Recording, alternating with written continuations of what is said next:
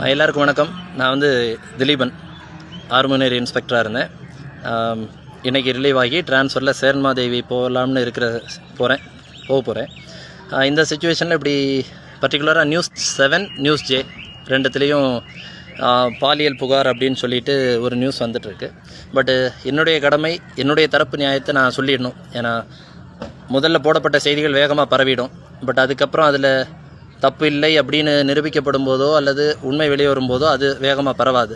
So என்னுடைய நிலைப்பாடை நான் சொல்கிறதுக்காக தான் என்னுடைய இன்ஸ்டாகிராம் எடுத்திருக்கிறேன். ஸோ அதிகாரிகள் யாரும் வருத்தப்பட வேண்டாம். ஸோ இப்போது பாலியல் புகார் வன்கொடுமை அப்படின்றத விட பாலியல் புகார்னு சொல்லியிருக்கிறாங்க.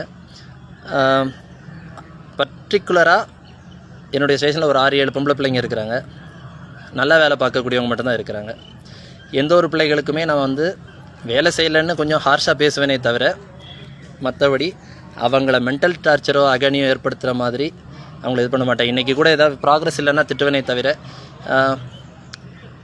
மறுநாளே சரி ஒன்றும் இல்லை பாப்பா பார்த்துக்கலாம் அப்படி பேசக்கூடிய டைப். என் பிள்ளைங்கன்னு சொல்லி தான் பேசுவேன். இது என்னுடைய ரோல் காலில் என்னுடைய ஸ்டேஷனில் இருக்கக்கூடிய 66 போலீஸை கேட்டாலும் தெரியும். நான் ஒவ்வொரு பொம்பளை பிள்ளைங்களும் என் பிள்ளைங்கன்னு சொல்லுவேன். என்னை விட வயசு அதிகமாக இருக்கிற பொம்பளை போலீஸே அது என் பிள்ளை அப்படின்னு தான் நான் சொல்லுவேன்.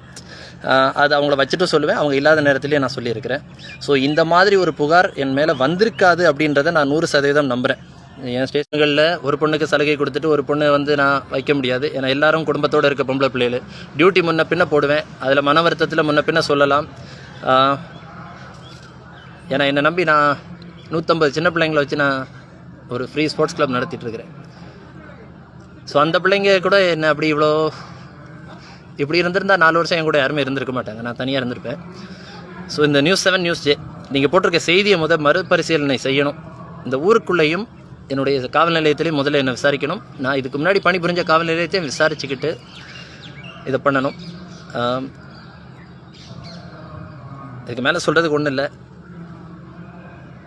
இந்த புகார்லேருந்து நான் விடுபடாமல் இந்த சேர்மாதேவி காவல் நிலையத்தில் நான் பணியில் சேர மாட்டேன். அப்படி தேவைப்பட்டால் என்னுடைய ரெசிக்னேஷன் லெட்டரை அடுத்த 7 நாளைக்குள்ளே நான் அனுப்பிடுவேன். ஏன்னா கௌரவத்துக்காக வேலை பார்க்குறவங்க சம்பளத்துக்காக வேலை பார்க்கல. நேற்று கூட என் டிரைவருக்கு 6500 கடன் கொடுத்துருக்குறேன். என்னுடைய ரைட்டருக்கு ஜபாக்கு ஒரு 5000 மாதம் கடன் வாங்குவேன். ஏன்னா நான் சம்பளத்தில் வேலை பார்க்குறவன். இவங்களுக்கு நேற்று நான் GPayல பண்ணியிருப்பேன். அது அந்த பிள்ளைகள்கிட்ட கேட்டால் தெரியும். ஸோ போலீஸ் வேலையே நான் கடன் வாங்கி பார்க்கக்கூடியவன். நான் நினச்சா எப்படி வேணாலும் வாழலாம். பட் இது கௌரவத்துக்காக போடப்பட்ட யூனிஃபார்ம். இந்த புகார்லேருந்து நான் விடுபடலைன்னா கண்டிப்பாக இந்த டிபார்ட்மெண்ட்டில் நான் இருக்க மாட்டேன்.